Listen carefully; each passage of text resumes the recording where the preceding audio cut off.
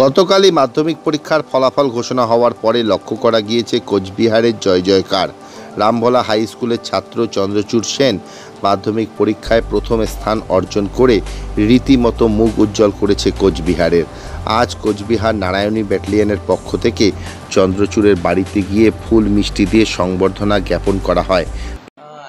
নিজেকে সবসময় বলবো যে যেই উচ্চতাতেই পৌঁছে যায় না কেন পা যাতে মাটিতেই থাকে, সেটাই সবসময় চেষ্টা করি। মা বাবা শিখে এসেছেন, গুরুজনরাও বলে যাচ্ছেন বারবারই।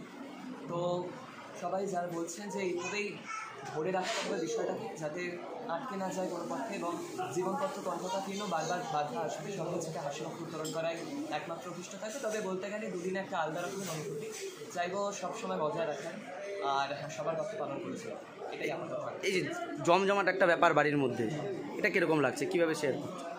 কখনো দেখিনি, ভাবতেও পারিনি যে এরকমও হবে। তবে সব কিছু বলতে গেলে ওই একটা দিনের একটা ঘোষণার মধ্যে দিয়ে এত কিছু হলো। তার পরবর্তীতে আমার সহপাঠীরা অনেকেই ভালো ফলাফল করছে, হয়তো দুর্ভাগ্যবশত কৃতি বা মেধা তালিকায় তারা স্থান পায়নি, তাদের প্রতি তো অবশ্যই আমার শুভেচ্ছা থাকলো। তবে বলবো যে বেশ আলাদা রকমের অনুভূতি, পরিবারের সাথে একটা অন্তরঙ্গ মুহূর্ত কাটানোর সুযোগ পাচ্ছি। যাদেরকে হয়তো চিনি না বা ইন পার্সন কখনো দেখিনি, তাদের সাথে একটা আলাদা রকমের আত্মিক সম্পর্ক গড়ে উঠছে, সেটা একদম অভিনব এবং একটা অনবদ্য বিষয়। নারায়ণী ব্যাটালিয়নের তরফ থেকে এসেছিলাম। আমাদের কৃতি ছাত্র পশ্চিমবঙ্গের প্রথম স্থান অধিকার করেছে আমাদের চন্দ্রচূড়, আমাদের রামভোলা হাই স্কুলের চন্দ্রচূড় সেন। এবং আমি ওর যা মার্কশিট দেখলাম, ও ম্যাথসে, লাইফ সায়েন্স এবং জিওগ্রাফিতে তিনটেতেই 100 পেয়েছে। ইভেন প্রত্যেকটা মার্কসে খুব ভালো।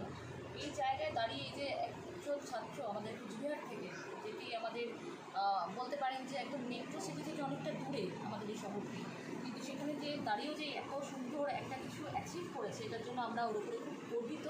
এবং আজকে আমরা চন্দ্রচূড়কে পাশে পেয়ে আমরা ওকে ফেলিসিটেট করেছি, আমরা ওকে সম্বর্ধনা জানিয়েছি এবং চাই ওর উপরে ভগবানের আশীর্বাদ থাকুক, ও এইভাবে এগিয়ে যান।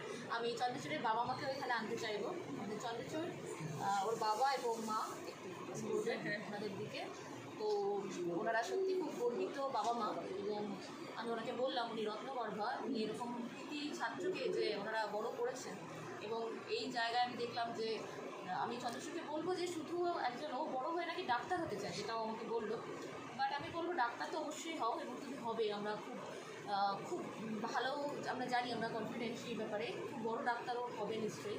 কিন্তু তার সাথে সাথে ও এখন যেরকম আছে এরকমই একজন ভালো মানুষ যেন হয়ে ওঠে, যে কোনো প্রফেশনে থাকুক, এই ভালো মানুষ হওয়াটাও খুব ইম্পর্টেন্ট।